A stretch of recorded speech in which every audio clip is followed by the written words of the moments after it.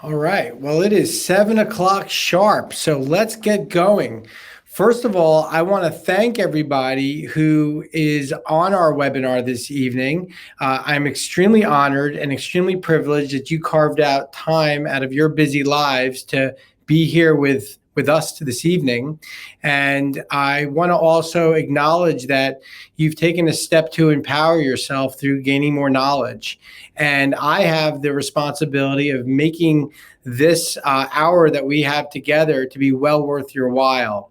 There's three types of people on this webinar. We have patients who have been patients for well over 10 years who said, I want to get on here and get a refresher and understand the power of upper cervical care, how it helps my body heal, what else I can do to support my health going forward. And this will certainly be a great refresher, and there'll be plenty of add-ons as we've added a lot of new content for this webinar. Then there's those of you who have recently started care in our office within the last 6 to 12 months, and we're honored to have you on here. We haven't been able to do this orientation live in the office as we usually do, and we're just so grateful that we can bring it to you in this way. And then the third type of person that's on this orientation is the person that's checking us out for the very first time. And we want to thank you for diving in tonight. We're going to give you a great overview into what it is that we actually do in our office. And so there is going to be something for everybody. And we're going to dive in right now. So there are some videos that I'm going to be showing. There's, I think, 3 or 4 of them tonight. And the way the technology works is I have to sort of toggle back and forth between this PowerPoint presentation and the video. So just hang in there with me. And so we're going to start out with a test. Now, not a test like a pen and paper test. This is an awareness test, because sometimes there are things that are right there in front of our face, but until somebody points it out, we're not aware of it. And so I'm going to start out tonight's webinar with this awareness test. So this is our first video, and you've got to pay really close attention here. I'm just waiting for my videos to show up. There they are. Okay.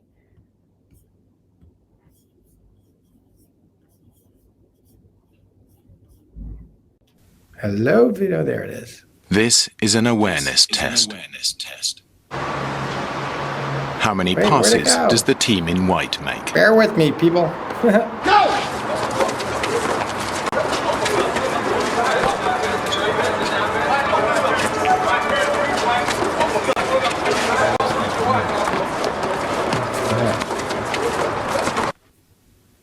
The answer is 13. This is an awareness test. How many passes does the team in white make? Great, the technology. We tested all of this too. All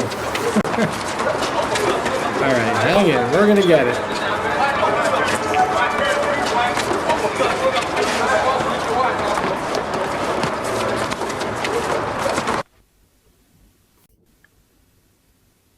This is an awareness test. How many passes does the team in white make? Go!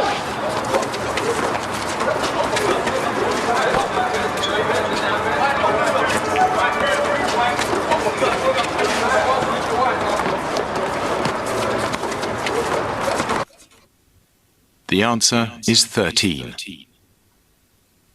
But did you see the moonwalking bear?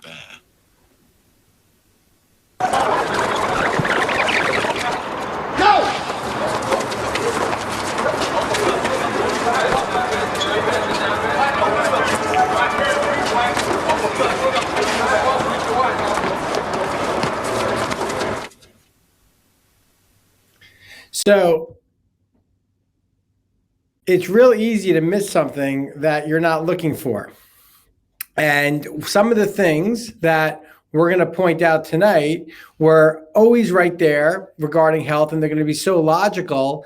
But again, until somebody pointed them out and made them aware, you may not have been aware. So let's dive into our presentation.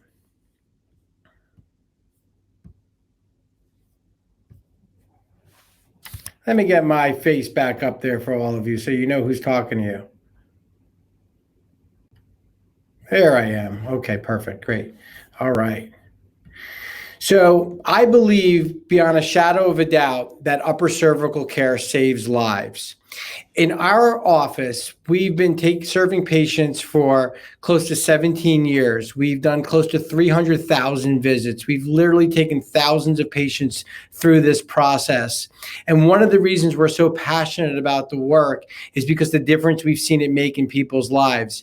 Now, for many of you, that may seem like a bold statement to say, okay, an upper cervical adjustment really saves somebody's life. And I don't mean it like emergency medicine, that if there was, God forbid, an accident and somebody got thrown from the car and their arm was bleeding and they were bleeding out, that you would bring them into our office and we would do an adjustment and their arm would heal up. We don't mean it that way. By the time we see patients, they have been everywhere and tried everything. They're literally at the end of their rope. They've been to the medical doctor. They've tried medications. There may have been surgeries and therapies. And lots of times they land in our office as a last resort. And people never become solely just because of pain or neuralgia or fatigue or migraines. They come because their chronic problem is severely affecting their ability to live their life. It may be affecting their physical health, their recreational health, their ability to exercise, their relationships with their kids, with their grandkids, or their significant other. It may affect their ability, their emotional health, their mental health, their life goals, their purpose in life, their professional goals. So by the time we meet people, they've been through the gamut. And we've also seen so many people's lives have turned around. They're about their ability to go back to those things. If I could lend you my eyes to share with you what we've done over the last 17 years, you'd be on the other side of this webinar. And as so many of our patients have gracefully shared with their loved ones and their family and their community the power of what we do. But there's another way that upper cervical care has saved lives. And I'm really passionate about this because there is another epidemic going on right now, and it's called the opioid epidemic. And it is a large epidemic because close to 400,000 Americans have died from 1999 to 2017, and the majority of them were from properly prescribed opioid medications. These are the Oxycontins and the Percocets and the Vicodins that are all given for painkillers, and they're very addictive. And in the 1990s, it was opioids, and then around 2010, we saw a rise in heroin overdoses because it became easier for people to get heroin than opioids. And then around 2013, we started to see fentanyl and tramadol overdoses. And one of the things that I'm most proud of, and there's a lot that we're proud of here, is that out of the hundreds and hundreds and hundreds of people we care for every month, we don't have any patients taking opioid medications. Zero, none. Now, it doesn't mean they didn't come to us on opioids, but they were able with their doctors to get off of the opioids.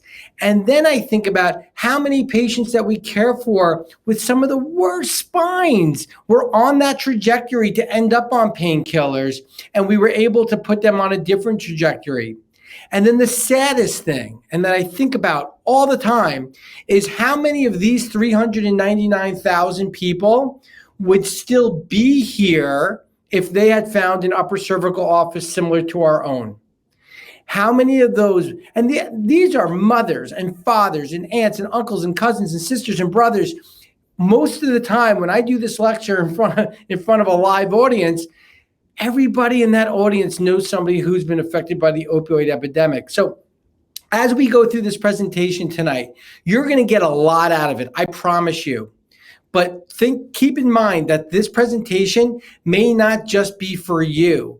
It may be for somebody else who's not on this webinar. You may have to share it with them. And so We're going to talk about health. Now, when I have a live audience in front of me, the first thing that I ask is how many people in the room want to be healthy and happy? And naturally, all the arms in the room go up. It's one thing that as human beings, we all have in common. We want to be healthy and happy. And the reason why you're on this webinar tonight is you're hoping that you're going to glean some sort of nugget of information that's going to improve your health and your vitality. But now more than ever, the word health has been completely distorted. In fact, most people, when I ask them what is health, how do you define it, can't give a working definition. And for some people, when I ask what is health, they say, well, if I'm not sick, I'm healthy. If I don't have a virus, I'm healthy. And the truth is, would you rather be smart or just not dumb? Would you rather be pretty or just not ugly? Would you rather be rich or just not poor? Would you rather be healthy or just not sick? See, not sick is not necessarily health. And then the other thing that I usually hear is, well, if I feel good, I'm healthy.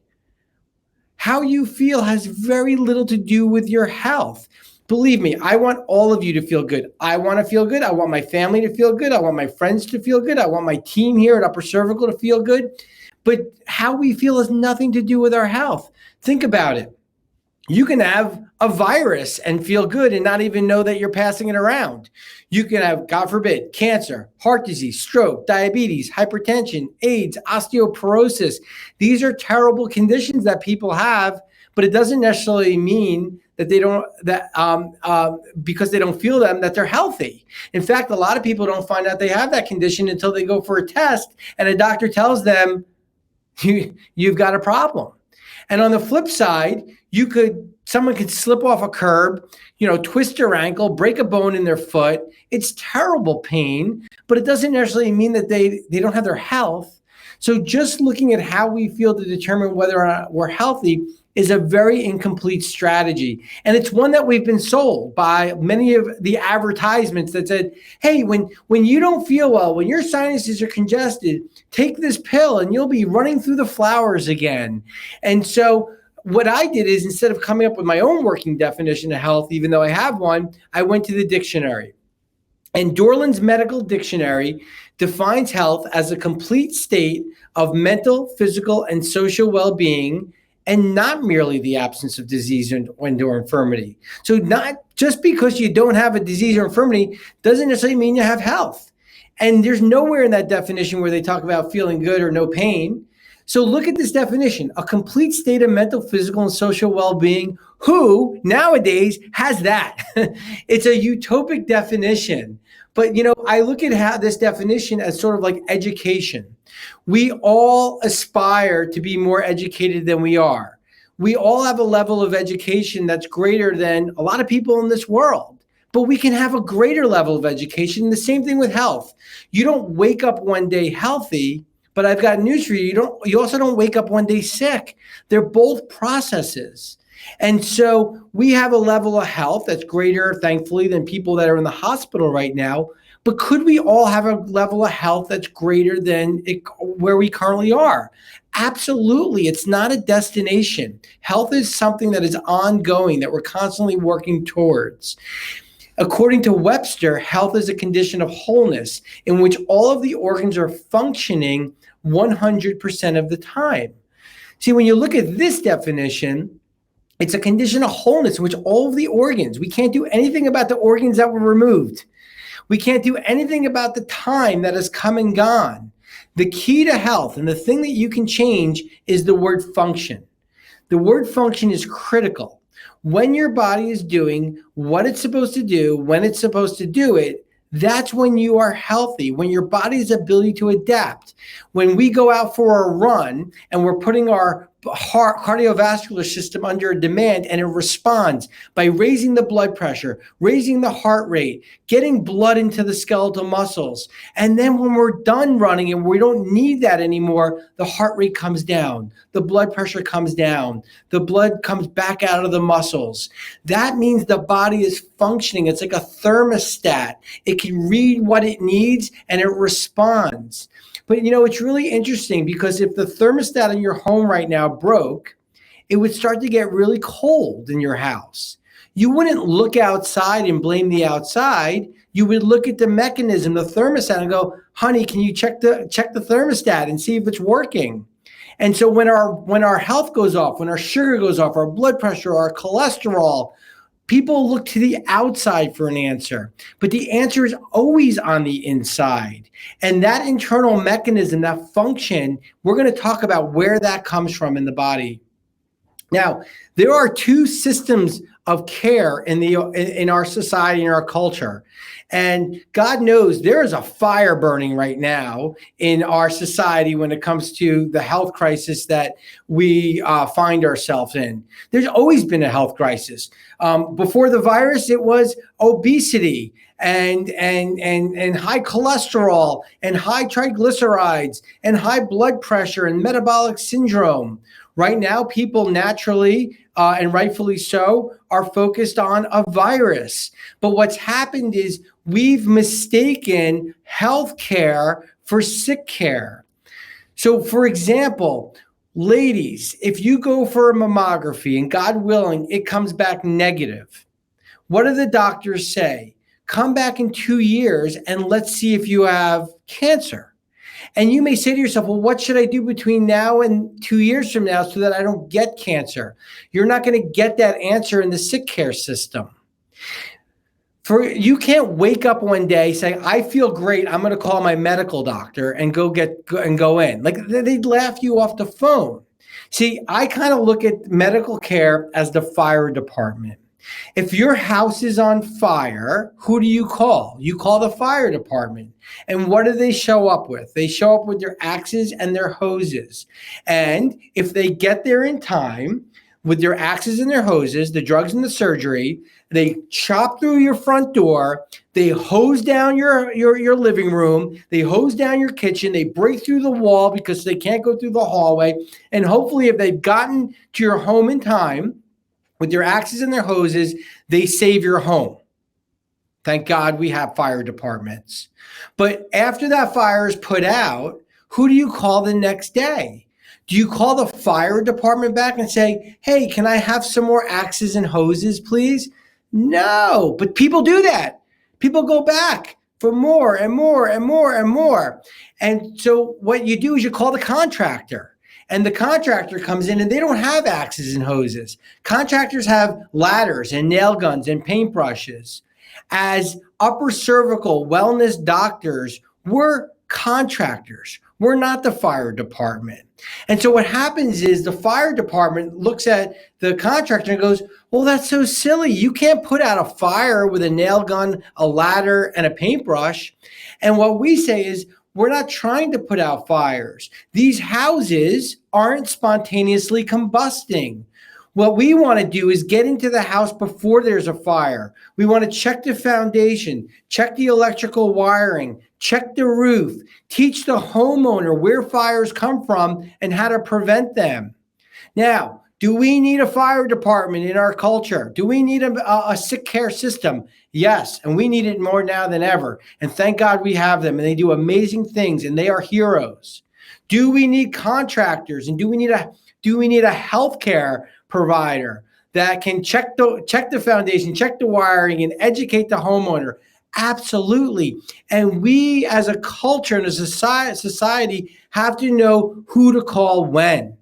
Too often we call the fire department when we need a contractor.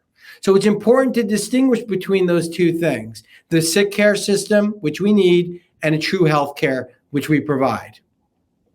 So many of you are on this webinar because you are trying to heal. Some of you are newer patients. And one of the things we told you is we were going to teach you how to not sabotage your care and to maximize and optimize your results. Some of you are long-term patients. Some of you are looking at us for the first time and want to learn more about what we do. But the thing that we all have in common is we all want to promote our body's natural ability to heal. And this conversation is more important now than ever. There has been no government on the planet during this entire pandemic that has put experts on stage that could teach their people how to get healthy and stay healthy. And when we know the most susceptible populations are those who have lifestyle-related diseases, Why not spend a year of lockdowns teaching people how to get well? I heard a study was published yesterday that said on average, Americans put on a half a pound every 10 days during the pandemic. Wow. Imagine if we took off a half pound every 10 days during the pandemic. What you've got to recognize is that your body is a machine and it's intended to heal. God gave us, nature gave us, whatever you believe in, the ability to heal and to survive. And if it didn't, none of us would be here right now. And so what you have to realize too is that you have to set the biology of your body up in a position where it can heal. And so it's not enough to show up to a doctor. I don't care if it's a medical doctor or a chiropractor and say, here's my body. This is what's wrong. Fix me. Because here's the thing.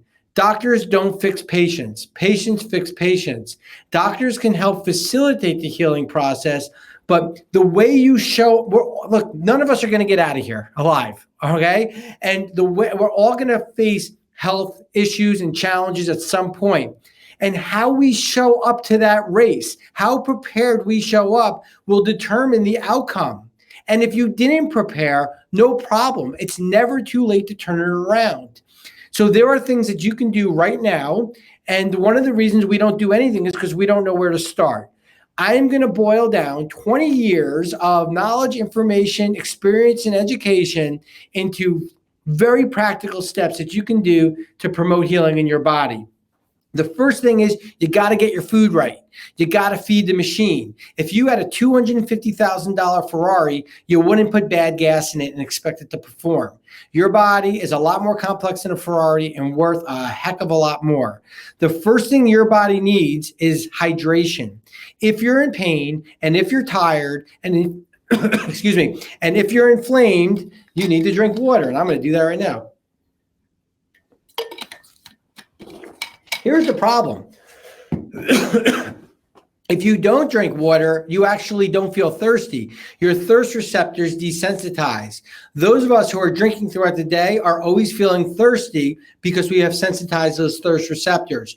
The water should constantly be coming in and out and flushing out the system. If the dog is sick, the first thing you do is check the bowl, make sure it has water. The next thing you do is you ask your husband, what did you feed the dog, right? The next thing is omega-3. Omega-3 are these essential fatty acids, these healthy fats that can be found in foods like flaxseed and salmon. You could not eat enough flax and salmon to get what your body needs. Omega-3 are natural anti-inflammatories. These are the fats that line your brain and your nervous system. So if you have a neurological challenge and you're deficient in omega-3s, you're stacking the deck against yourself. If I have two groups of patients who are getting adjusted and patients who are getting adjusted and consuming omega-3, that second group, that latter group is always going to do better. It is so important that we started giving it to our children as soon as we can get it in their mouth. And so because it's important for brain development. It's important for inflammation. And so we have a line of fish oil that we carry in our office that's top of the food chain, clean and pure, and we can share that with you. There's lots of good brands out there. Just don't go cheap on this. Make sure you get a good brand. Vitamin D is important. We live in the Northeast. You're coming out of a winter. The body naturally makes vitamin D, which is a precursor to a lot of your hormones. It plays an important role in immune function, bone skeletal strength, and if you're not getting sun, you're most likely deficient in it. And your doctor can do a simple blood test for it, but it's so simple to supplement for it. I personally take 10,000 IUs per day. I give my children 5,000 IUs per day. 5,000 will maintain your body. 10,000 will elevate your levels. On the lab work, it'll say it needs to be 30, but it really needs to be 50 or above. And that's something that you can, again, have your doctor test for you. Magnesium is a great supplement if you deal with muscle spasm and pain. It can be taken before sleep. You need to sort of titrate up because it's a muscle relaxer. It can, cause diarrhea. And so you want to start small and then start adding. But there's some great magnesium supplements. We carry them in the office, and that's something we always recommend. And you want to eat clean. Right now, if you're in pain and you're trying to heal, make sure you're eating clean. And that means eating around the outside of your grocery market, not things that can sit on a shelf with ingredients that you can't pronounce.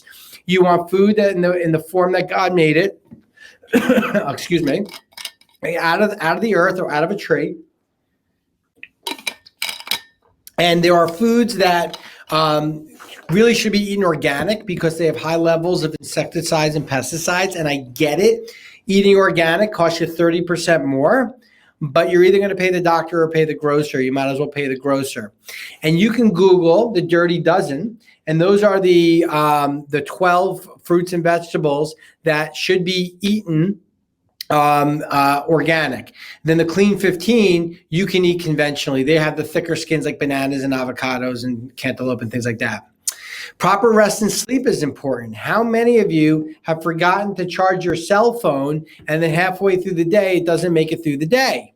And so we need to make sure that we're getting that recuperative sleep. When you study high performance athletes, they always have a rest part of their cycle. And so everybody has their number. Some people it's 6 hours a night. Some people it's 9 hours a night. You want to have the right equipment for sleep, meaning you have to have the right pillow. We recommend the Tempur-Pedic pillow. I have lots of videos on my YouTube channel, and there's a video on how to position the pillow and how to sleep properly on your side or your back, never your stomach. If you go to YouTube and put in upper cervical chiropractic, you'll get access to all of our videos. You want to have the right mattress. I like medium firm. Even though I like the Tempur-Pedic memory foam pillow, I don't like the memory foam mattress. I find that it doesn't give enough support. So not the firmest in the line, but medium firm. Positive mental attitude. Your thoughts will greatly impact not only your results in our office, but your outcome with your health. Most people know that there's no separation between your thoughts and your health. An ulcer is a physical manifestation of a mental stress. Most people are not going to walk around all day saying they have cancer when they don't have cancer. It works the other way too. You need to, when we have new patients come into our practice and they come in with a positive mental attitude, and they're saying, "Doctor, I'm ready to partner with you. What do we need to do?" And they have a positive expectation. They always do better than those who have their arms crossed and saying, "I don't know if it's working yet." You got to be open. You got to be ready. It's not enough to just say I'm healing, but you got to be open to the ability to get better. Your thoughts affect your physiology. Be careful who you speak to about your health. You don't want to speak to Aunt Bertha, who has tons of health problems herself, about your health challenge. She's only going to bring you down to the gutter. Make sure you're consulting with people and spending time with people who can lift you up and support you in your health endeavors and not squash your flame. Meditation is a great way now more than ever to quiet the mind. There's been so much research on meditation and its health benefits, and there's so many ways to do it. It does take practice. It's not easy, but there are apps like Calm and Headspace with guided visualizations. I like TM or Transcendental Meditation, or sometimes it's just prayer, or sometimes it's just getting quiet and doing breath work, but that will help you. Proper movement and exercise. You need to move the body. Our brain, the most important nutrient for our brain is movement. We actually have more energy when we're out and about. The weather turns nice, everybody gets outside, they have this burst of energy. If it's a rainy weekend and we spend all this time inside watching Netflix, you would think we'd have all this energy because we didn't use any, but it actually works the opposite. We feel lazy and lethargic. If you're in pain, you have to get moving. There's something that everybody can do. There's chair yoga, there's basic yoga, there's Pilates. I have exercises that we're going to give you an opportunity to get at the end of this orientation here, but also on my YouTube channel. And then there's foundationtraining.com. I love these exercises. They strengthen the back of the body. The core of the body is from the back of the skull all the way down to your lower back. We're all curling up on these laptops. We need to strengthen the back of the body and open up the front of the body. And these exercises will show you how to do that. And there's a fifth component, the fifth facet of health, and the one that's often missed is you've got to have proper nerve supply. You've got to. I've taken care of professional athletes, triathletes, college athletes who are doing those first four things better than most of us ever will, but yet they're getting injured and they're not healing because they don't have the nervous system optimized. And that's what we do in chiropractic, and that's what we're going to talk about tonight. There's another burden. The cell phone is like the candy bar to the dentist, to the chiropractor, because every 15 degrees you tilt your chin forward while looking down at your cell phone increases the weight of your head significantly. At 15 degrees, your 12-pound head goes to 27 pounds. And at 60 degrees, like the red head there, goes all the way up to 60 pounds. You try to hold a 60-pound bowling ball in front of you and see how long it takes for your muscles to burn and ache. So the answer is you got to get the phone up. You got to, rest your elbow on the arm of the chair and have it in front of you like this. You got to catch your kids doing it. We're seeing children with reverse cervical curves and their bodies curling up. I'll walk into a room with a new patient and they're sitting on the table curled up over their phone. That's like going to Weight Watchers and eating a donut while you're waiting to check in. It doesn't make any sense. So we got to get up. We got to get open. We got to reverse this position. So now I'm going to teach you chiropractic. Now, this may look like a 7th grade health class. And what does that egg and that sperm have anything to do with chiropractic? And I'm going to tell you it has everything to do with chiropractic because there's intelligence within those two cells. In chiropractic, we call that intelligence innate intelligence.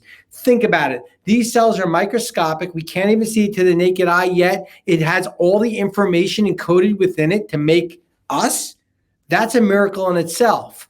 That's actually, of all the doctors in the world and all the science and research that we've done as humanity, we have not been able to replicate that process. Now, we can facilitate it for couples who are having trouble, but we haven't been able to replicate it because it is more intelligent than the educated mind. So there is an innate intelligence within living organisms that is, yes, smarter than all of us combined. And when that intelligence comes together, those cells start to divide. And the intelligence within those cells start to make a lollipop. No, I'm just kidding. That represents the neural streak.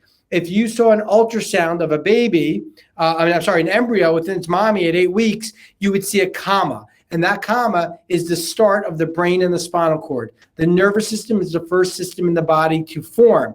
And then off of that nervous system runs the growth and development of the heart, and the lungs, and the kidneys, and the spleen, and the pancreas, and the liver, after the nervous system is formed.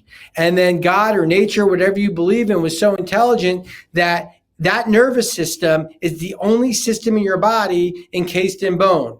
Your skull protects your brain, and your spine protects your spinal cord. Your spinal cord is your mind-body connection.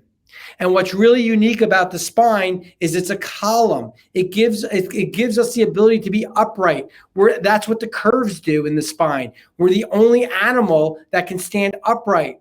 But what's awesome about this structure is not only does it give us form, it also gives us the ability to bend and move. There's nothing in the animal kingdom that gives structure and movement the way the spine does. The next most important organ systems are encased by the rib cage, and you get a baby. Now, that's what it looks like in reality. Those little white lines, that's the nervous system. Now, that nervous system, which is running the growth of the embryo into the fetus, into the baby, into the infant, into the baby, into the toddler, into the adolescent, into the man, that nervous system doesn't stop growth and development the day the baby is born. That nervous system needs to be optimized at every point in life, especially when those neurological windows are most open. So at the end of this orientation, you may remember that I said that this orientation may not just be for you, it may be for somebody else that's not listening to this right now. And if you make it to the end, which I trust that you all will do, we will give you an amazing opportunity, if you're not a patient, to meet us and to find out if this care is right. And if you are a patient, but you have somebody at home that you love so dearly and you want them to go through our evaluation process, you're going to get a great opportunity to share with them as well. So represents your autonomic nervous system. Autonomic means automatic. These are the nerves that are automatically controlling your body. And this is the way that it works, guys and gals. At any moment of the day, right now, your brain is sending down, get this, 11 with 13 zeros after it, bits of information per second. And all those bits of information are running down the spine, into the heart, into the liver, into the spleen, into the colon. And at any given point in time, those messages are also coming back up to the brain. I see people think their brain tells their body what to do, but your brain is that thermostat I was talking about earlier. It is constantly reading the body and reading the environment, and its ability to respond in a quick fashion, in the correct fashion, will determine your health. And where is the one place that all those messages have to pass through? The spinal cord, yes, but more specifically, the upper neck. Even the message that goes all the way down to the colon and the bladder has to come through the upper neck. Even the message that comes up from your pinky toe has to come all the way up through the cord, up into your upper neck. So this is why, as upper cervical chiropractors, we have devoted our work and our study to understanding the position and physiology, anatomy of the upper neck. I wanted to know very early on, how can I make the greatest amount of impact with the least amount of input to change that person's health and life? And the research and the experience of chiropractors who came before me, it was always upper cervical. And that's why upper cervical has become famous for the miracles that it achieves. So here's a perfect example. Life flows through above, down, and inside out. Christopher Reeves severed his spinal cord at C2. He didn't just have headaches and neck pain.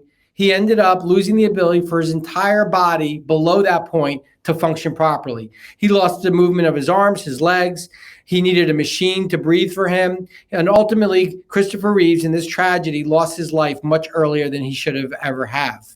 Now, God forbid, what if you or someone you love had interference or pressure at the top of the spine where Christopher Reeves injured, but to 1/100th of a degree? What if there was just 1/100th of a pressure on the cord where at the top of the spine? Do you think it could affect your legs, your breathing, your immune system, your digestion, your body's ability to heal? The answer is yes every time.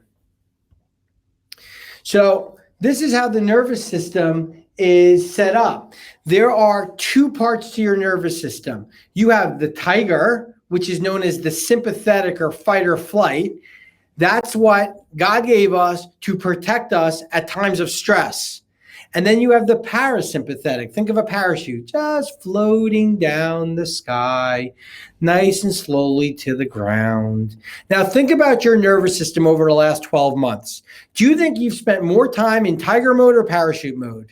The answer is, even before 2020 and the events of 2020, people, Americans, our culture, were coming in sympathetic fight or flight mode all the time. And even the CDC said chronic illness in this country, 90% of the time, can be related to unchecked fight or flight stress response.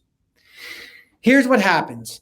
Our body was given the sympathetic fight or flight system to protect us. If we ran into a tiger in the wild when we were cavemen and cavewomen, our body had to prepare to either run from that tiger or fight that tiger. So what would happen physiologically? Our muscles would tighten. Our blood pressure would go up. Our heart would start beating quicker.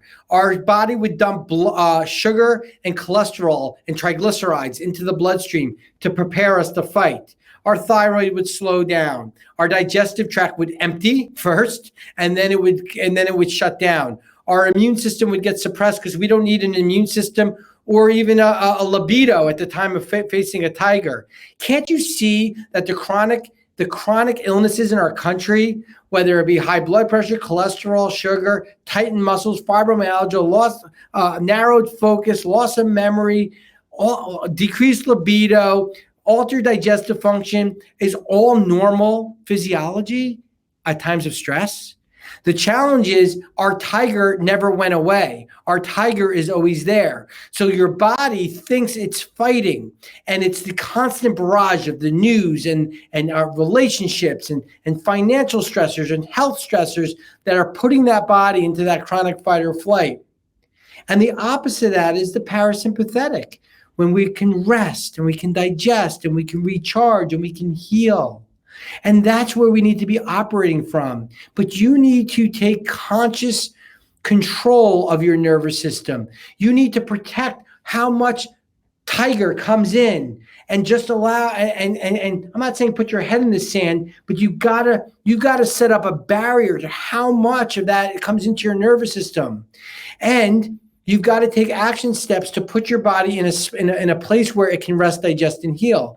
The upper cervical adjustment is one of the safest, gentlest, and most effective ways to shut off the fight or flight system and turn on the parasympathetic system, because the parasympathetics live in your upper neck. Google parasympathetic nervous system. You will see it in the upper cervical spine. Every time we adjust the upper neck in an adult or a child, it slows down the nervous system. Many of you get off the table and go, I can breathe. And that's true. You can breathe again. And there's other ways too, whether it be meditation or breathing or exercises or yoga, or just silencing the mind, or the relaxed feeling you have after a massage. So we have to put strategies in place that allow us to go there. So I'm going to teach you about your nervous system, because it ultimately will determine how well your body responds and reacts to your environment and what it's exposed to. Your human body is self-healing and self-regulating. If you've ever cut your skin, what made new skin? Not the Band-Aid, not the Neosporin, your body did. Even Tiger Woods, he smashes up his leg. He goes to the best doctors in California. They plate it. They put bolts in it. And then what has to happen? His body has to heal it. All we can do as doctors is put the body into a better position to heal, and the body heals itself. Even with a virus, the body ultimately heals that virus. The doctors can help it along, but the body has to respond adequately and strongly. That's why we see people who don't have good health succumb to viruses more often than those who have good health, because their bodies can't, their healing mechanism isn't strong enough to overcome. And so what system in the body is responsible for self-healing and self-regulating? It's the nervous system, the brain and the spinal cord. It's the master system controller of all functions of your body. If something was interfering with the nervous system, would you heal well or not as well? Not as well. Would you be healthier or sicker? Sicker every time. You live your life through your nervous system. The quality of your life depends on the quality of your nervous system. Everything you see, hear, touch, smell, taste, think comes through your nervous system. Your nerves are everywhere. If I took away all your skin, all your muscles, all your bones, I'd still see the outline of you sitting there. And if you don't believe me, take a fork and start poking it around. Anywhere you feel that fork is a nerve. According to Gray's Anatomy, the purpose of the brain and nervous system is control and coordinate the function, remember that word, of all the organs, cells, and tissues of the body, and to help the organism adapt to its environment. It is the thermostat. If your body is not adapting, it's because there's an issue with the nervous system. As an upper cervical doctor, we remove interference and balance the nervous system, period. What about headaches? Nope. Back pain? Nope. Migraines? Nope. Fibromyalgia? Nope. But Dr. Larry, all these patients come with these things and get well. They come because of their conditions. They get well because we do something that nobody did for them. We evaluated the structure of their body. We took pressure off the nervous system, and we allowed their body to do what it was intended to do, which was to heal. When's the most common time that we injure our nervous system? Well, it's right there. It's birth. It's birth. I'm going to show you a short video. And when I show videos, sometimes we have some technical issues here, but we're going to hope for the best. Let me bring this up. Irritated. Getting irritated. Oh, there you go. fella. Come on, buddy. All right. Ears of a girl. Ears of a girl. Make you cute for the camera. Oh, man. Keep coming back. He did. There you go. All right. Look at those big old testicles, bud. Bottom of a boy. Bottom of a boy. Yeah. Well, he sure had a big head here. Yeah, that was the problem. The head. So many people are a little traumatized when they see that, but we have to show that because that is the moonwalking bear. Most people don't realize how much trauma is put on the cervical spine when that baby is born. Now, I'm not saying the doctor is doing anything wrong or improper. They're just trying to help that baby come out, help that mother along. But if I give you a newborn, the first thing you would do is you would support its neck because you know that it doesn't have the muscular control yet to hold its head up. Yet oftentimes doctors have to use forceps or vacuums, and they have to do a 180-degree turn of the neck to pull baby out. The cesarean section has 60 to 80 pounds of force. So the first misalignment or subluxation that we experience is at birth, almost every time. We have checked hundreds of babies for subluxation, and what we're recommending is after that baby has its APGAR done, is deemed healthy, goes skin to skin with mom, latches, that baby should be checked very quickly by a competent pediatric chiropractor to make sure that that upper neck is in alignment, because if that upper neck is out of alignment, it can affect the growth and development of that baby. The children right now have more health conditions than at any other point in history. This research just came out of the Journal of Pediatrics. They looked at 2 million babies, 2 million children over a 35-year period from 1977 to 2012. What they found in this study was that children delivered by C-section had significantly increased risk of asthma, systemic connective tissue disease, juvenile arthritis, inflammatory bowel disease, immune deficiencies, and leukemia, a cancer. Do you think when that C-section was scheduled that the mother was given that study and informed consent? Now, there are times where the C-section has to be done at a medical necessity to save the mother or baby's life. And according to the World Health Organization, that should be done 10% of the time. In America, 33% of deliveries are C-section, and they expect it to go to 50%. Cesarean delivery exemplifies a shared environmental risk factor early in life associated with several chronic immune diseases. And look at this in the Journal of Pediatrics. The mechanism remains unknown. These are children and babies that can be helped with chiropractic care. I had a patient in today. Excuse me again. I had a patient in today who asked me why we take care of children and babies, thinking, do they have bad backs? It's the same reason we take our children, why we take our children to the dentist when they get their teeth, even their baby teeth that they don't even keep. That spine is the one and only spine that they're going to get for their whole life. When's the best time to stake a tree? When it's growing, not after it's grown bent. The earlier, the better for babies and children to be checked. And that's one of the things we're most proud of in our office.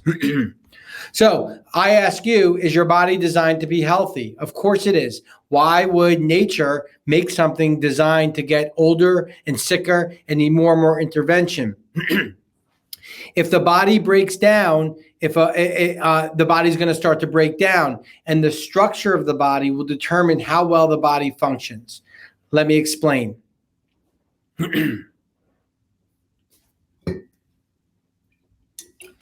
When we have proper spinal alignment, the body's going to work better. The nervous system's going to work better. The tissues are going to function better. You're going to have great health. Most people would agree that this body is going to do better in life than this body or this body. Just naturally, my 6-year-old knows that. When that alignment goes off, we call that a subluxation. It interferes with the nervous system and it causes malfunctioning of the tissues and dis-ease, not disease, dis-ease. The body doesn't work with the ease that it once did, and then symptoms arise. This is when people Call the doctor. They want to know, how do we name it? What do we name it? And how do we treat it? And that's what medical doctors are experts in. They're experts in the study of disease, illness, and ultimately what could kill somebody. And they're experts in naming and treating.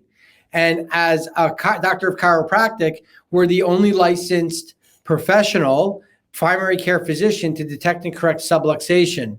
Now, I know that may be a new word for many of you, but subluxation basically means stress. Stress.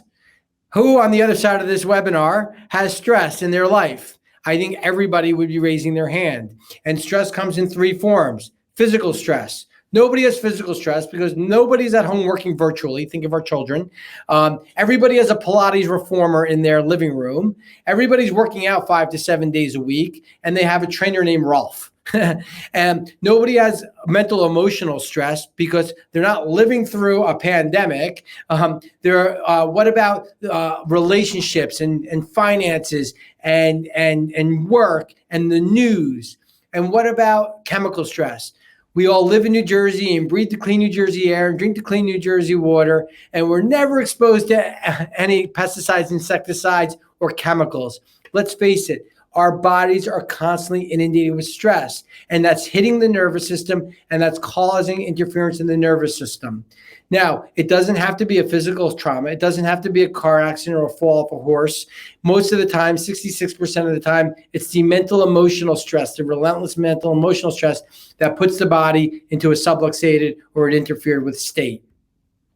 So the structure of the body starts to shift. So most of you who have met me or been in the office have seen the Coke can. And in the webinar, it's a Pepsi can. I should change that. But the can demonstrates the structure of the spine. The spine is a column, much like this can of soda. And if the can isn't crushed, you can push down on a can and you cannot collapse it. And that's the way that God made the spine.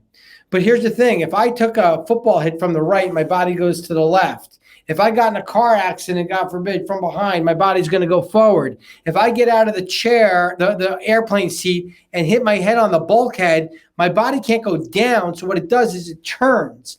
And once you turn a column, it loses its structural integrity. It collapses.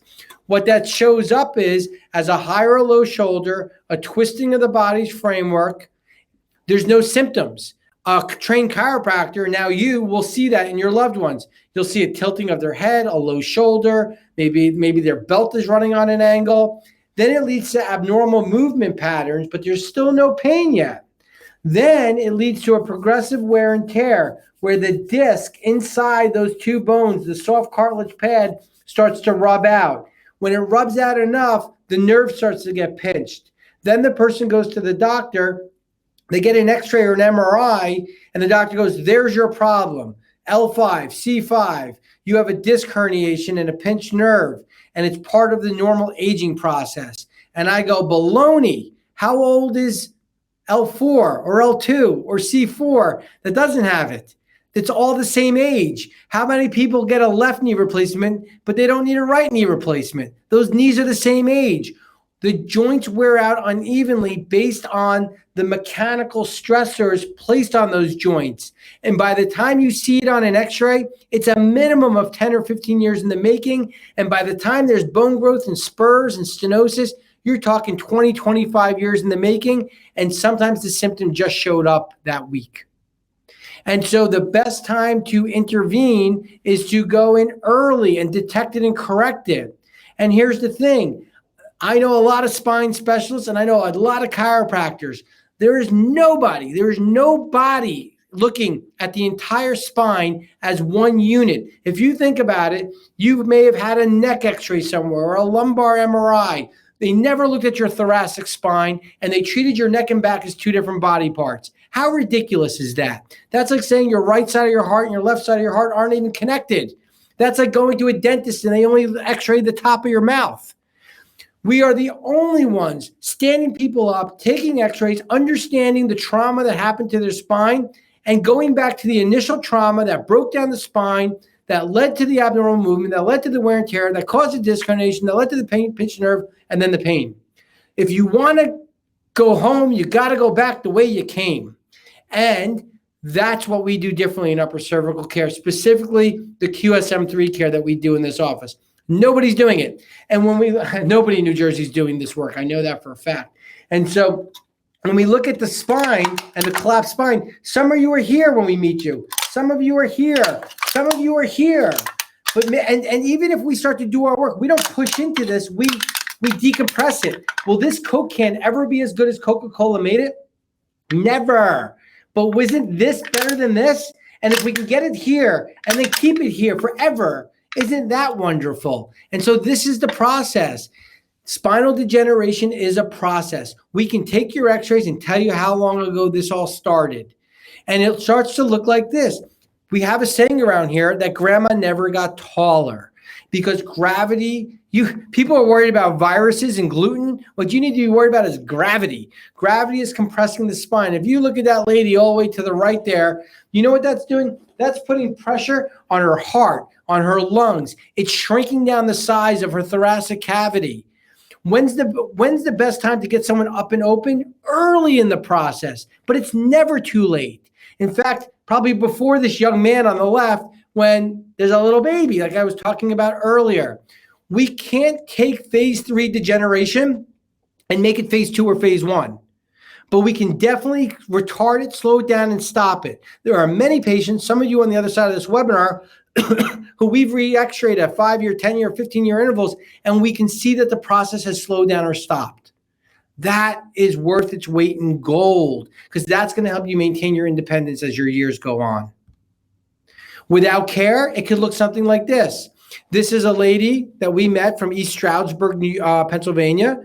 On the left-hand side, that was her original x-ray. She decided that she couldn't make the trip from East Stroudsburg, so she did not start care. She came back 3 years later for help, and that's how her spine collapsed. It collapsed under the forces of gravity.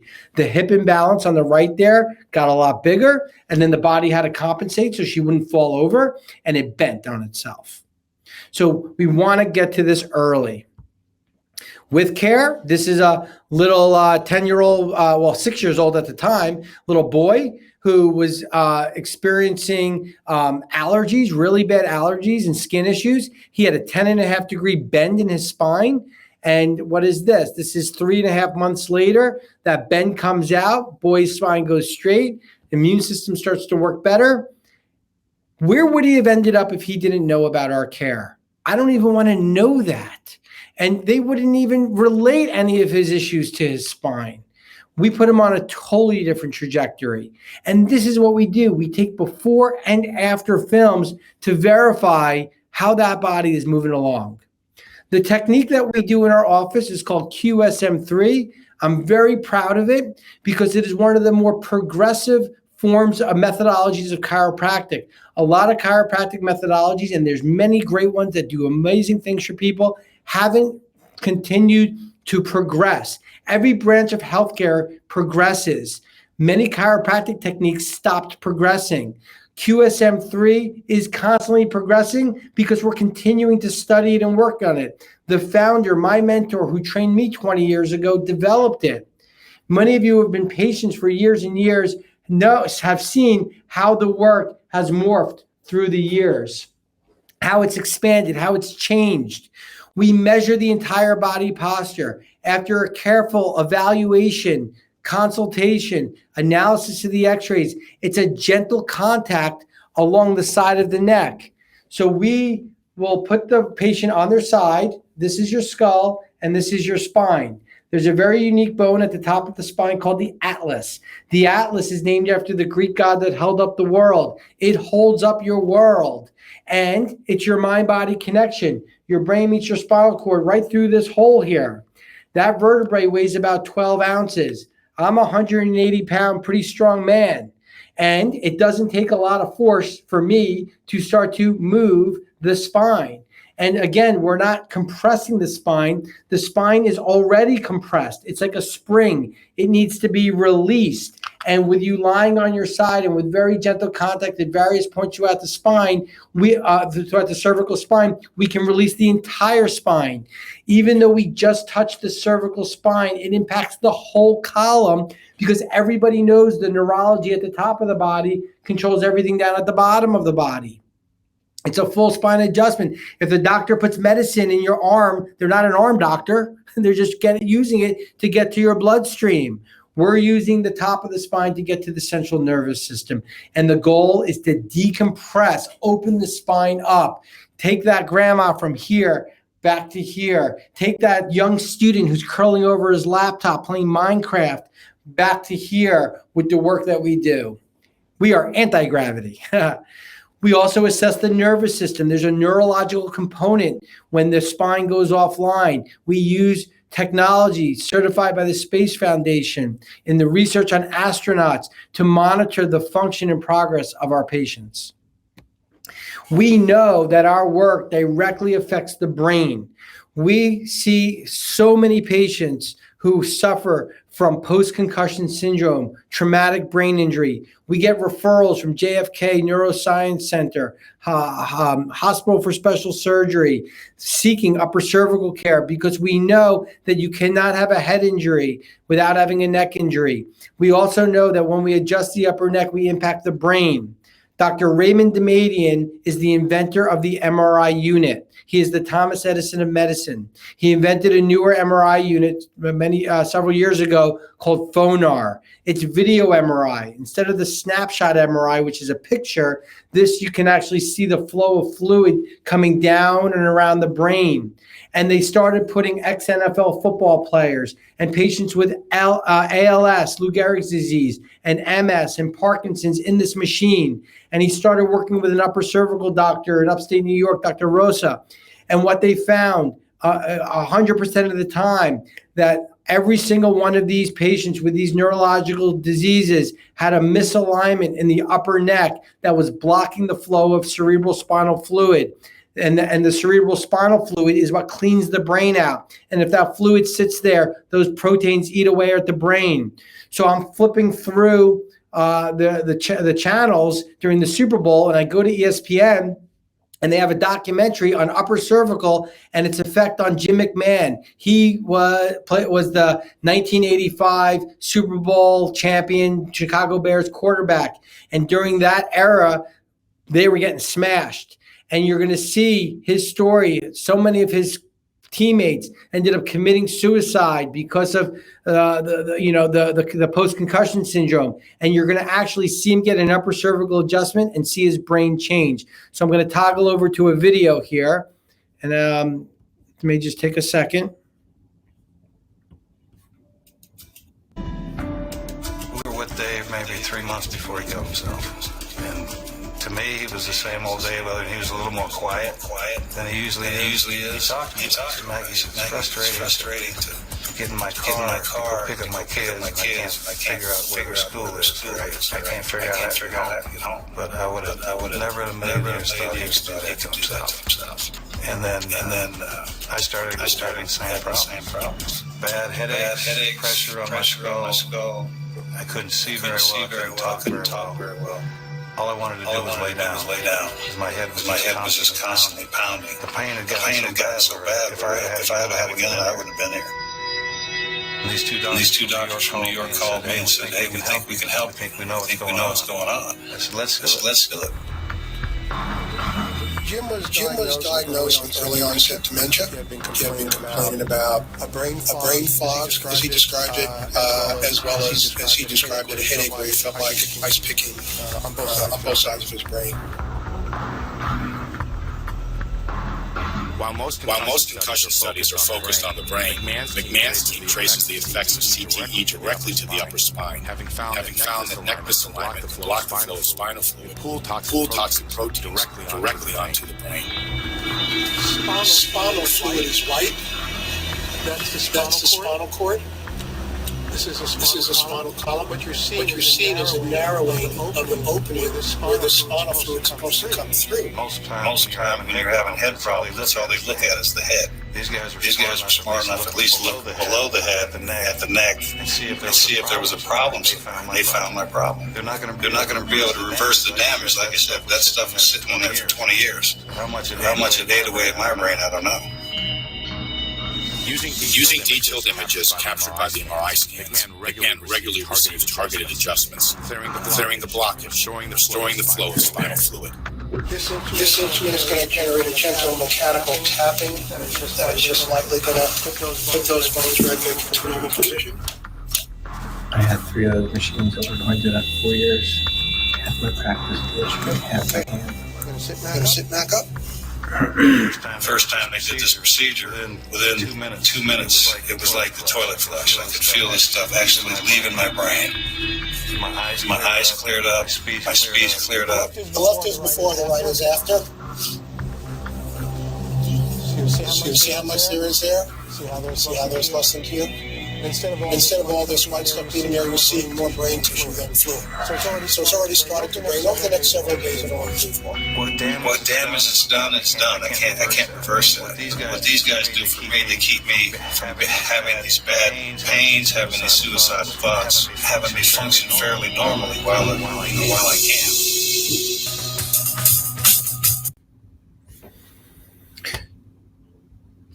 So my thought process is, what if every athlete, professional football player, and a soccer player had access to that information?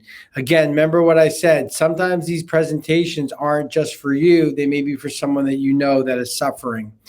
So as you move through your care, for those of you who are patients or about to be patients, there's 3 phases of care. There's the initial intensive phase where we do everything we can in the shortest amount of time to help you get the relief and function back in your life. And then there's stabilization care, what we call corrective care.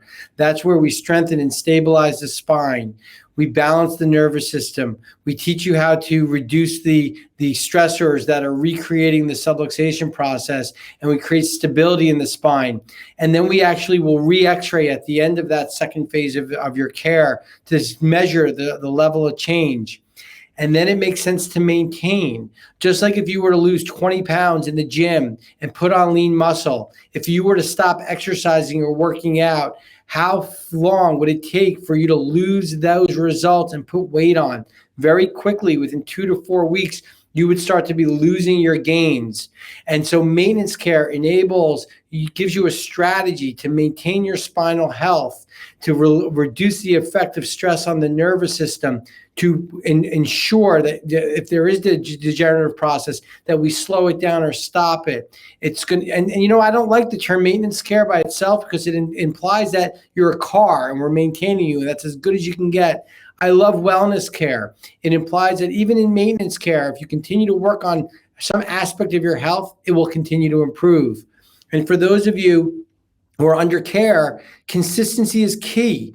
Every visit builds on the one before. If you're saving in a bank account and all of a sudden you skip 3 months, down the road, you're going to have a very different sum of money. And the same thing with health. Health is a habit. Every visit you have in our office compounds and builds on the prior ones. If you miss a visit, it may not seem like a big deal, but it adds up. Miss 3 or 4 or 5 or 6, you end up in a totally different place. The reason our staff will help you reschedule appointments and make sure you stay on track with your care is they care that much. The doctors care that much. We've just seen the difference between the patients who are consistent and follow recommendations and those who are not. And that goes with all aspects of your health, from brushing your teeth to eating your vegetables to taking your vitamins to exercising. You have to make it a habit. And health is a choice. We're always at this crossroads where we can go left or we can go right. And you know whose responsibility it is? Not your doctors, not the government, and not your insurance company. It's yours. The responsibility to take the right choice, to go down the right path is up to you. And so many of you on this webinar have made great choices. I'm so proud of my patients and the changes that they've made, from quitting smoking to losing weight to staying on a wellness maintenance chiropractic schedule. Good for you. Here's a video that really drives this point home. Last video as we wind down here. Thank you so much for sticking through this presentation. There's an amazing opportunity at the end, so just hang in.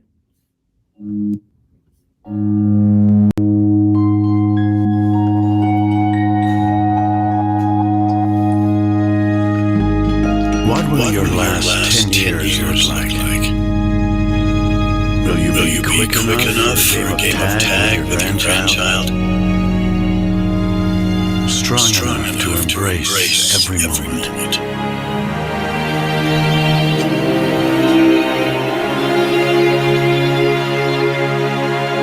Will you grow old with vitality?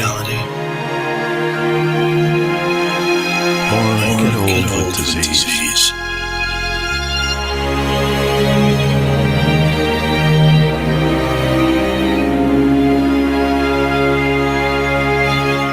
It's time to decide. The average Canadian will spend their last 10 years in sickness. Change your future at makehealthlast.ca. It's an empowering message. It's a message that says we can take responsibility by making great decisions. Let me get my my PowerPoint back up here. Beautiful. Perfect. Great. And so we're going to give everybody who is a patient, you've made a great decision. We want to give the people you love, or those of you who aren't patients yet, a great opportunity. And I'll tell you, our practice is incredible. I will brag on it. We've been around for close to, as I mentioned, 17 years. We've done close to 300,000 visits. We've trained 15 doctors. We've helped thousands of people recover their health and maintain their health. And all of it almost didn't happen. I almost dropped out of chiropractic school. This is the hallway in my chiropractic school in the C building in Atlanta. One of the schools I went to was Life University. And in 1999, I had played football from an Arbeitman high school back in the mid-90s. And back then, we were taught to tackle or hit people with our heads. Whoever had more scuffs on their helmet got more playing time. I definitely played head first. My neck was never right after that. Those of you who've ever seen me, you can see that my broken nose. I live life head first. And so after that, I was looking for help. And I was at the University of Maryland studying pre-med. I was looking at potentially becoming a medical doctor, going to physical therapy. And then we had a friend of the family who was a chiropractor. And I just fell in love. I fell in love with the positivity of the chiropractic profession, the philosophy that I've taught you tonight, that people can get well without putting anything in or taking anything out of the body. And after I graduated the University of Maryland in 1999, I went down to Life University and I started getting this great chiropractic care by one of my professors. And guess what? I wasn't getting better. In fact, I didn't feel I was getting better. I felt like I was getting worse. And I was conflicted inside. How can I bring this to my community? How could I do this for my entire life if it wasn't helping me? And I remember talking to mom and dad about my conflict and thinking I was going to drop out of chiropractic school. And I'm telling this story to this young woman, this classmate of mine, right here, right in front of that door in 1999, in January. And it was January of 2000. And she said, before you do anything drastic, go listen to this upper cervical Dr. Russell Friedman speak on campus. And I was a student. I was open, like so many of you here tonight. And it was a Wednesday night. And I went to go hear him speak about upper cervical care. And he didn't speak. He brought 6 patients who told these incredible stories of health, hope, and healing. And I was intrigued, but I was skeptical. I was from Jersey. And you got to prove it to me. You got to prove it to me. And so I went in as a patient. And for me, I knew right away. I felt different in my body after my first adjustment. And in the weeks to come, I started to feel right again. And I begged Dr. Friedman, can I just shadow you? I will take out your garbage. And I went there every Tuesday for 3 years straight. And I watched him take care of patients from all over the world. And it's not uncommon for patients to travel to see us. We have a patient who came in 3.5 hours today for care in the middle of Pennsylvania.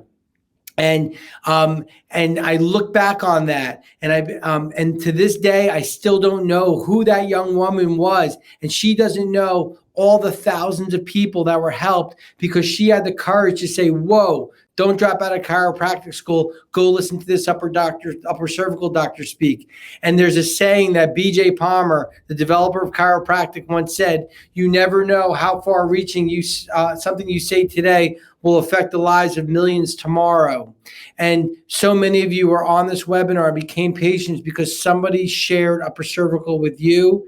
And I do believe we have a duty when we know that there's something special that can help somebody to share it with them. So we will always ask for you to share our work with others, not because we need new patients. We are blessed. We are one of the busiest practices in the country because we are on a mission to help people get access to this amazing form of healthcare.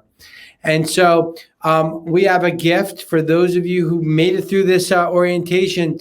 We will give you a copy of our book. You will get in a moment, you'll see how to register, and we will email you the electronic copy. You'll also get a link to my favorite stretches. You'll also, if you're in the office, we'll give you a hard copy of the book. So many of you on this webinar, we've never met before, and you're looking at upper cervical care for the first time. Maybe your family or friend is a patient. This is what we do. We do a signature neurobiostructural analysis. When you come into our office, we spend an hour with you. We do a complete consultation. We do an 8-point posture QSM-3 assessment, only done in a QSM-3 office. We do the computerized neurological assessment, thermography, and EMG that I mentioned before. We take a 7-view upright digital x-ray analysis and analyze that. We'll do a complimentary check of your benefits, and we'll schedule a follow-up appointment where you sit down with one of our 4 doctors and get a report of our findings. And if we can help you, we tell you what we found, how long it takes, and how much it costs. And if we can help you, we'll tell you that too. I believe that all human beings are entitled to having their spine checked. Just like having your blood pressure checked or your eyes checked or your teeth checked, you're entitled to having your spine checked. And if you think about it, if you've been to the doctor within the last year, has he or she checked your spine and nervous system? Unless you're one of our patients, probably not. So just like in any other doctor's office, we're specialists. We have, between the 4 doctors here, we have close to 40 years of experience. If no, more than that, we probably have close to 80 years of experience if I do the math. And so that consultation, that analysis, that x-ray series, that report of findings in our office is normally valued at $340. For those of you who have made it through the hour with us, first of all, I want to thank you. And our gift to you, the best thing that I can ever give to you is our evaluation. It is our true gift. And we're willing to do that for you or your loved ones, whoever this applies to, for only $37. That's 90% off of our typical fee. And the way to get that opportunity is so simple. Take out your phone right now, put your camera on, point your camera to the QR code, and just hold it there. And in a moment, a link will show up. You click on the link, you put your name and email information in, and that will register you for the offer. You'll get an email with the offer. If it's not for you, if it's for somebody that's not on the webinar, you can sign them up. And if you're a patient, just put your name in there and we will give you the offer to give to your friend or family member. If you don't want to do a QR code, there's another easy way. See at the bottom where it says text well to our phone number? That's our office phone number. Simply take out your phone and text the word well to our office number, and we will text you back the link so that you can get this special offer. You can have your friend or family member, even if they didn't sit through this orientation, they can text well. We're just doing this now to help you help others or help yourself. If you have a question, if you're a patient, we can definitely handle your question at your next visit. You can also text me your question to that number. Maybe questions arose as we went through the orientation tonight. Just text your question to that number. If it's a quick and succinct answer, I'll just text you right back. I'll do it within the next 24 hours. If it's something that's a little more lengthy, I will reach out to you. If you're not a patient and you have that question, ask the question. It's okay if you're not a patient. I'll still respond. And if it's something that needs more time and attention, we'll set up an office consultation. So again, I just want to thank everybody that was here tonight. I am truly honored. My whole team, I speak on behalf of all of us, are truly honored that you have entrusted us with your most prized possession, your health. We are 100% committed, nothing less, to helping you live your best life. I thank all of you. I wish you a great night. God bless.